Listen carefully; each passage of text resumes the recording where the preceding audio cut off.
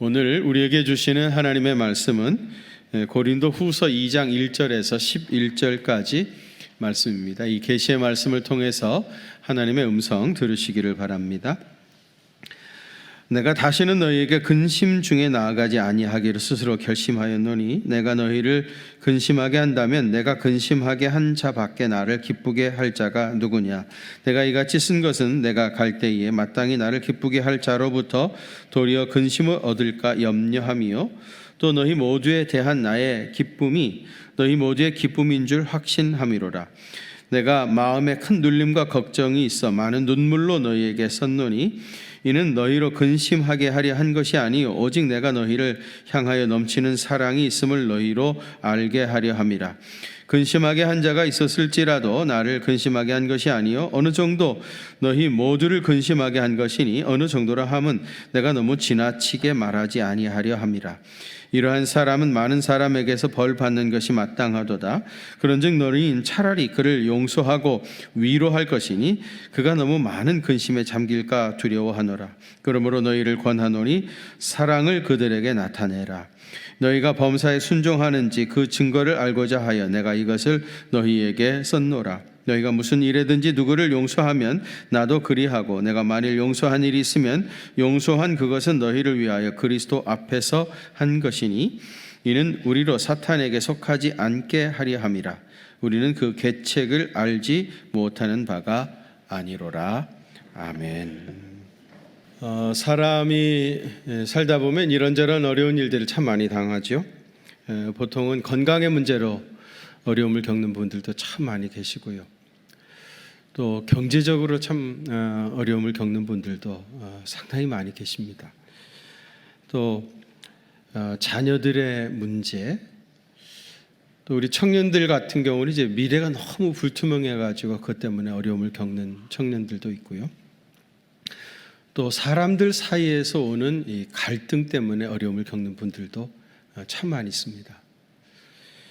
목회 상담 학자들이 그들의 내담 자료를 분석해 보니까 내담자의 90%가 사람들과의 관계에서 어려움을 겪고 그걸 어떻게 풀지 못해 가지고 그들을 찾아왔었다.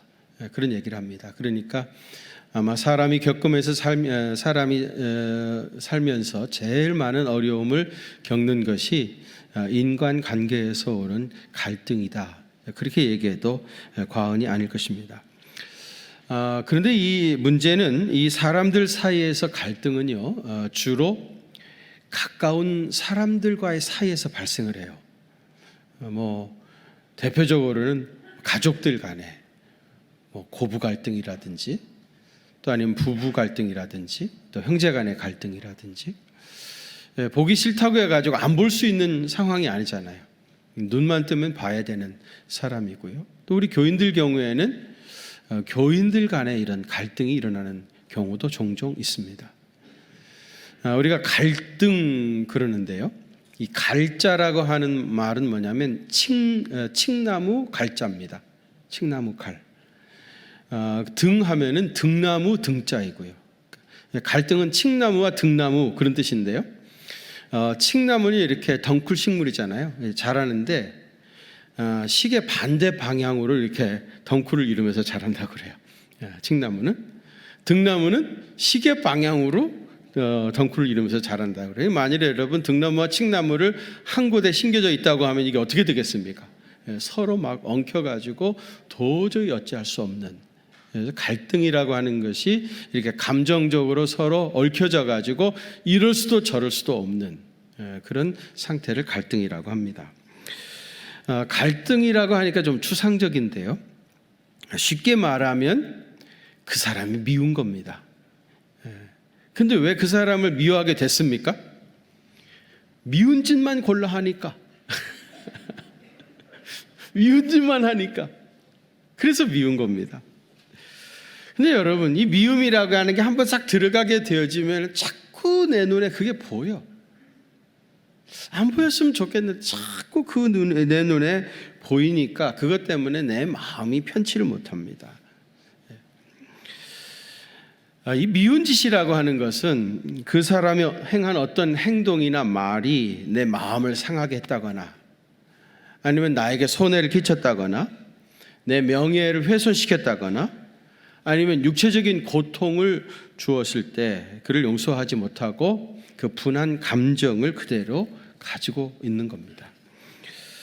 그래서 누구를 미워한다는 말은요, 다르게 말하면 아직 그를 용서하지 못했다라고 하는 말인데요. 내가 누구를 용서하지 못하면은 잘못은 분명히 그 사람이 했는데 그 마음의 모든 짐은 다 내가 짊어지고 살아가는 경우가 많습니다.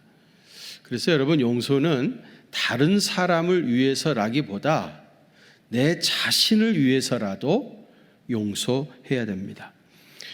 지난주에는 이제 고린도 교회에 사도 바울을 오해하는 사람이 있었다고 그러잖아요. 오해하는 정도로 그친 것이 아니고요. 바울을 극렬하게 반대하는 사람들이 있었습니다. 바울은 이 사람들 때문에 굉장한 곤욕을 많이 당했고요. 마음의 상처를 겪어야 했습니다. 그러다가 바울이 이 고린도 교회를 떠나게 되니까 교인들이 이 사람을 가만히 두면은 교회 덕이 안 된다. 앞으로 또 무슨 짓을 할 줄 모른다. 그래가지고 이 바울을 오해하고 박해했던 사람들을요, 교회가 문책을 했습니다.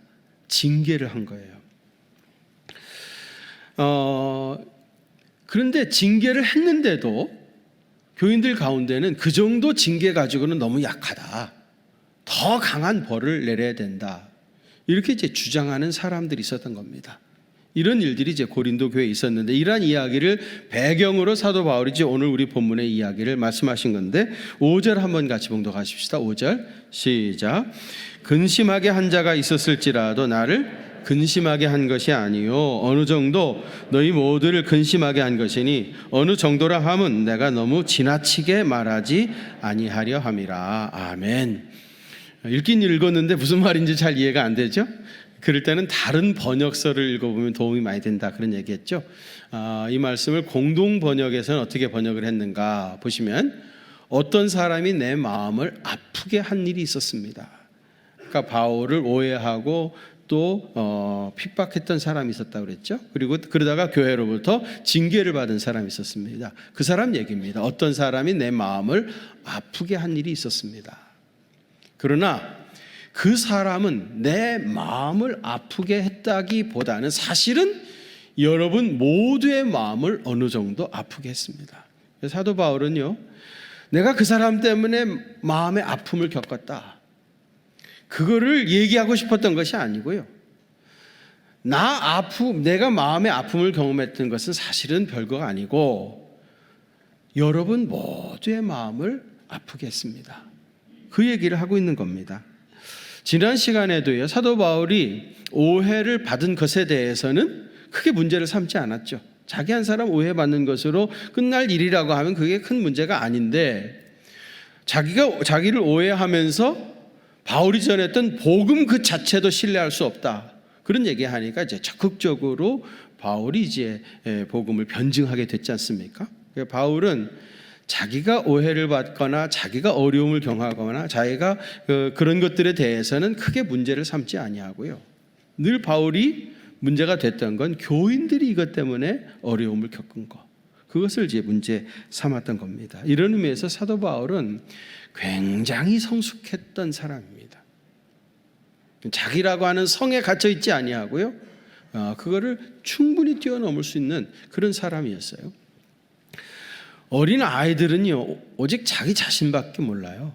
자기 중심성이라고 그러잖아요. 그래서 어린 아이들의 머릿속에는 온통 아빠는 나를 위해서 있다, 그런 생각을 해요. 아빠가 나를 위하여 있다는 것은 알지만은 내가 아빠를 위해서도 있다 하는 걸 생각할 수 있어야 하지 않겠습니까? 그런데 아이들은 그걸 생각할 수가 없는 거예요.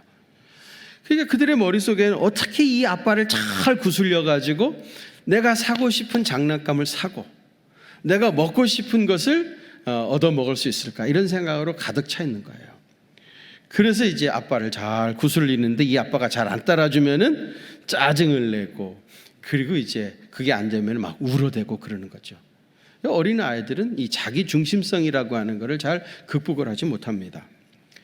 그런데 문제는 다 큰 어른이 돼가지고도 이 자기 중심성을 극복하지 못하는 어른 아이들이 있다는 거예요. 그래서 자기 자신만을 위해 살아가는 사람들이 있어요.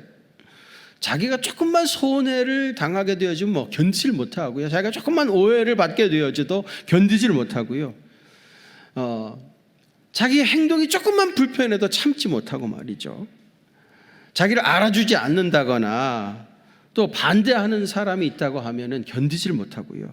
남이 어떻게 되든지 말든지 오직 자기만 좋으면 그만입니다. 아직도 이 어린 아이의 일을 버리지 못한 그런 어른 아이들이 있는 겁니다. 그런데 바울은 정말 성숙한 인격의 소유자였죠. 바울이 자기 자신이 1차적인 피해 당사자 있습니다만은 그런 인간적인 문제는 이미 뛰어넘은 겁니다. 혹시 여러분 어느 순간에 이런 악한 생각이 스쳐 지나가면 그거는 마귀의 꾀입니다. 그렇게 생각하시길 바랍니다. 예를 들어서 어떤 사람이 뒤에서 나를 자꾸 욕하는 거예요. 욕하면 아이고 하나님께서 그 입을 쳐가지고 입에 무슨 병이 생겨가지고 밥도 못 먹게 했으면 좋겠다. 이런 생각이 지나가신다거나 아니면 누가 나를 손가락질하면 즉시 하나님이 치셔가지고 그 손가락에 부스럼이 생기거나 손가락이 다치거나 아니면 누가 나를 째려보면 눈병이 나가지고 그냥 눈이 퉁퉁 붓거나. 여러분 이런 생각은 마귀가 심어주는 생각이에요. 내가 지금 마귀의 꾀임에 넘어갔구나 이런 생각을 해야 됩니다. 오늘 본문에서 징계를 받은 이 사람의 1차적인 피해자는 바울 자신이라고 했어요. 아마 우리같이 속이 좁은 사람이라고 하면은 이런 사람을 교회가 징계한 것에 대해서 마땅한 일이다. 아니 좀 더 강하게 했어야지. 다시는 이런 일이 뿌리를 내리지 못하도록 했어야지. 그렇게 생각했을는지 몰라요. 그러나 사도 바울은 전혀 우리하고는 질이 다른 사람이죠. 본문 6절에서 이런 얘기를 해요. 이 사람이 많은 사람에게서 벌받은 것이 마땅하도다 그랬는데요. 죄를 지었으니까 벌 받는 것이 당연하다 그런 뜻이 아니고요. 이 말의 의미는 뭐냐면은 이미 그가 받은 벌로 충분하다. 교회가 이미 그를 책벌한 것으로 충분하다. 고린도 교회 교인들 가운데 그거 가지고 부족하다. 더 해야 된다 이렇게 생각하는데 아니 그가 이미 받은 벌로 충분하다. 그리고 한 걸음 더 나갑니다. 7절 한번 같이 봉독하실까요? 7절 시작. 그런즉 너희는 차라리 그를 용서하고 위로할 것이니 두려워하노라. 아멘. 그런즉 너희는 차라리 그를 어떻게 하라고요? 용서하라. 이제 됐다. 충분히 그는 자기 받을 벌을 다 받았다. 이제 용서하라. 그리고 한 걸음 더 나가서 뭐라 그래요? 위로하라. 그의 상한 마음을 위로하라는 겁니다. 더 적극적인 사랑이죠. 그러면서 그가 너무 많은 근심에 잠길까 두려워하노라. 너무 많은 근심에 잠겨 있을까 두렵다. 그러면서 그를 용서하고 위로해 주라. 그런 겁니다. 그리고 8절에서는 한 걸음 더 나갑니다. 사랑을 그들에게 나타내라. 그를 용서하는 정도로 그치지 말고 한 걸음 더 나가서 사랑을 그에게 나타내라. 여러분 어차피 미움은요 사랑으로밖에 극복할 수 없어요. 어둠은 언제나 빛으로 물리치는 것이지 어둠을 어둠으로 몰아낼 수는 없습니다. 그를 사랑을 그들에게 나타내라. 용서할 뿐만 아니라 적극적으로 그를 사랑하는 겁니다. 그리고 10절에 말씀 한번 같이 보도록 하실까요? 10절입니다. 시작. 너희가 무슨 일이든지 누구를 용서하면 나도 그리하고 내가 만일 용서한 일이 있으면 용서한 그것은 너희를 위하여 그리스도 앞에서 한 것이니. 아멘. 여러분 사도 바울은 여기서 소위 말하는 3단 논법을 사용하고 있는데요.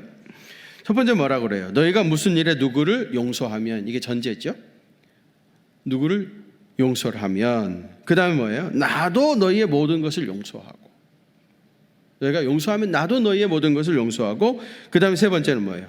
내가 너희를 용서하면 그리스도께서도 너희를 용서하신다. 그러니까 그리스도 안에서 너희의 죄를 용서함 받기를 원한다고 하면 다른 사람을 용서해야 된다. 그런 얘기죠. 자기는 다른 사람을 용서하지 않으면서 주님 앞에 나와가지고 나의 죄를 용서해 주십시오, 그렇게 말하는 것은 어리석은 일입니다. 우리가 주기도문에서 늘 그렇게 기도하죠. 우리가 우리에게 죄 지은 자를 용서해 준 것 같이 우리의 죄를 용서해 주십시오, 그렇게 늘 기도하잖아요.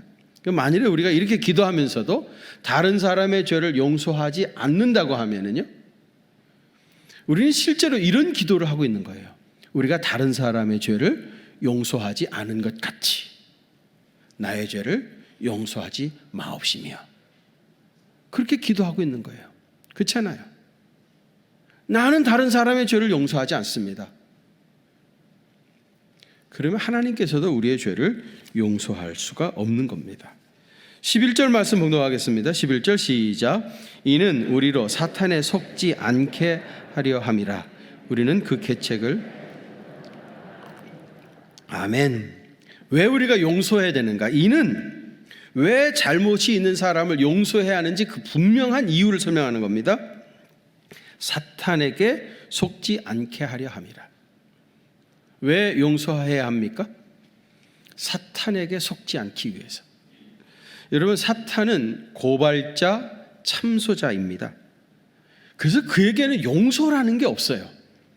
사탄에게는 용서라는 게 있을 수가 없습니다.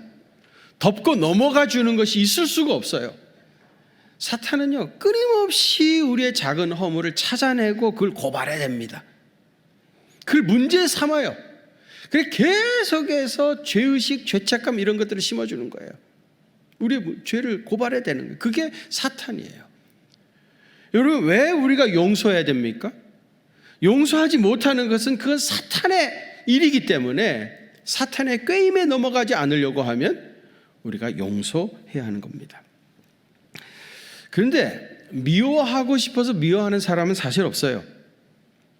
만일 누가 내 잘못을 인정하고 내가 잘못했으니까 용서해 주세요, 그렇게 말한다고 하면은 다 용서할 수 있죠. 그러나 나는 자기 때문에 이렇게 힘들은데 내가 이렇게 힘들다는 것도 몰라, 알지도 못해. 그러면서 계속해서 똑같은 짓을 반복하고 있는 겁니다. 이런 사람을 어떻게 용서합니까? 근데 여러분, 우리 주님께서 우리를 어떻게 용서하셨는지를 생각해 봐야 돼요. 우리 예수 믿는 사람들이잖아요. 우리 영원한 표준은 예수 그리스도입니다. 주님이 나를 어떻게 용서하셨는가, 그거를 먼저 생각해야 됩니다. 로마서 5장 8절입니다. 같이 봉독하시죠. 시작. 우리가 아직 죄인됐을 때에 그리스도께서 우리를 위하여 죽으심으로 하나님께서 우리에 대한 자기의 사랑을 확증하셨느니라. 아멘. 여기 보세요. 우리가 아직 죄인 되었을 때, 언제요? 아직 죄인이었을 때. 이 말은 뭐냐면 하나님, 내가 죄인입니다. 내가 죄를 범했습니다. 나의 죄를 용서해 주십시오, 그렇게 고백하기도 전입니다. 내가 아직 죄인 되었을 때에 그리스도께서 우리를 위하여 죽으심으로 하나님께서 우리에 대한 자기 사랑을 확증하셨다.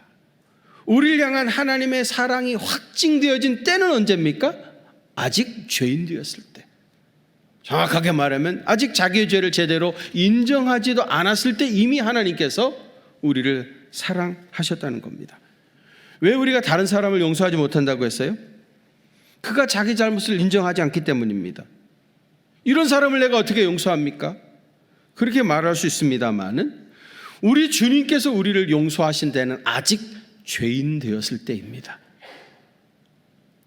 내 잘못 인정할 줄도 몰랐을 때입니다. 그때 우리 주님은 이미 우리를 용서하심으로 우리를 향한 자기의 사랑을 확증해 주셨습니다. 메어리 웰쉬라고 하는 분이 쓴 황금의 열쇠라고 하는 책이 있습니다. 유명한 기독교 서적이기 때문에 읽어보신 분들도 계실 거고 또 이야기를 들어보신 분들도 많이 있으리라고 생각해요. 어떤 작은 마을에 여성도 한 분이 계셨는데요, 어떤 사람이 모함을 해가지고요, 이 사람은 잘못한 거 하나도 없습니다. 완전히 모함을 해가지고 막 사람들이 오해 위에 오해를 낳게 됐어요. 그래가지고 그 사회에서 이 사람을 매장시켜 버렸습니다. 그리고 이제 교회도 그 소문을 듣고 이 사람을 책벌을 했어요. 그러니까 억울한 일을 당하고 이제 책벌을 당한 거. 그러니까 이제 자기를 믿어주지 못했던 교회 목사님, 또 장로님들, 교인들 너무너무 싫었던 거예요. 그래서 이제 그날로부터 집 문을 걸어 잠그고 사람들하고 만나지도 않고 당연히 교회도 가지 않고 그리고 이제 7년을 보내게 되집니다. 7년 동안이나 사람들하고 벽을 쌓고 산 겁니다. 얼마나 힘들었겠습니까? 그러면서도 이제 속으로 이런 생각을 했어요. 시간이 많이 지나면 사람들이 찾아와서 내가 잘못했다고 용서를 빌 거야. 그런 사람이 나타날 거라고 생각하면서 지냈는데 아무리 시간이 흘러가도 아무도 찾아오질 않아요. 그러다 보니까 이제 자기 자신이 죽게 생긴 겁니다. 너무 힘들게 되죠. 갈수록 사람이 피폐해지고 말이죠. 그러다가 어느 날 이분이 자기 동네에 지도를 한 장, 큰 지도를 하나 사왔어요. 그리고 그 지도 위에다가 자기 이제 교인들 사는 곳 있잖아요. 교인들 사는 주소지에다가 그 교인 이름을 쓰는 거예요. 그리고 아침마다 일어나가지고 그 지도를 펴놓고 그 지도 위에 있는 교인들의 이름을 부르면서 하나님 앞에 축복하면서 기도하기 시작한 겁니다. 그리고 기도를 오랫동안 하다 보니까 하나님께서 자기 마음을 다 만져주시고 위로해 주신 거예요. 그 사람들은 아직까지 나를 오해하고 있는지 어떤지 알 수 없지만 자기는 이미 그 사람들을 다 용서하고 그 마음의 모든 무거운 짐이 다 풀리워진 거예요. 7년 만에 교회로 다시 갔습니다. 갔더니 교인들이 이 사람을 반가이 맞아주고 그리고 얼마 지나니까 이게 다 오해였었다. 이게 다 잘못된 오해였었다고 하는 그것도 풀리게 되어지고 그러면서 이제 온전히 회복이 되어진 이야기입니다. 여러분 이 여인과 같이 일방적인 용서를 선언하고 축복하면서 기도하기 시작할 때 비로소 이 미움의 뿌리가 없어지게 되어지고요. 깨어진 인간관계가 회복이 되는 겁니다. 이 책의 제목이 뭐라고 그랬죠? 이 책의 제목이 곳에 잊어버리셨죠? 네, 황금의 열쇠. 왜 이런 제목이 붙었을까요? 내가 먼저 용서하고 축복하는 것이 모든 닫혀진 관계를 여는 황금의 열쇠다. 모든 깨어진 관계를 여는 황금의 열쇠다. 그런 얘기가 아니겠습니까? 여러분 에베소서 4장 30절에서 32절에 보시면은 하나님의 성령을 근심하게 하지 말라. 여러분 성령님이 우리 속에 계시잖아요. 내 속에 계시는 성령님을 근심하게 하지 말라. 그러면서 이 성령님을 근심하게 하는 죄에 대해서 쭉 얘기를 하죠. 너희는 모든 악독과 노함과 분냄과 떠드는 것과 비방하는 것과 모든 악의와 함께 이런 것들을 버리고 서로 친절하게 하며 불쌍히 여기며 서로 용서하기를 하나님이 그리스도 안에서 너희를 용서하심과 같이 하라. 용서하기를 그 기준이 뭐예요? 그리스도 안에서 너희를 용서하신 것 같이. 예수님이 나를 어떻게 용서하셨는가? 그게 기준이라는 말입니다. 제가 신랑 신부, 결혼하는 신랑 신부들한테 꼭 부탁하는 것은 용서하며 사세요. 서로 용서해 살 수 있어요. 신랑은 신부를, 신부는 신랑을 용서해야 평생을 부부로 살아갈 수 있어요. 그 용서의 기준은 예수님이 나를 어떻게 용서하셨는가? 그게 기준이에요.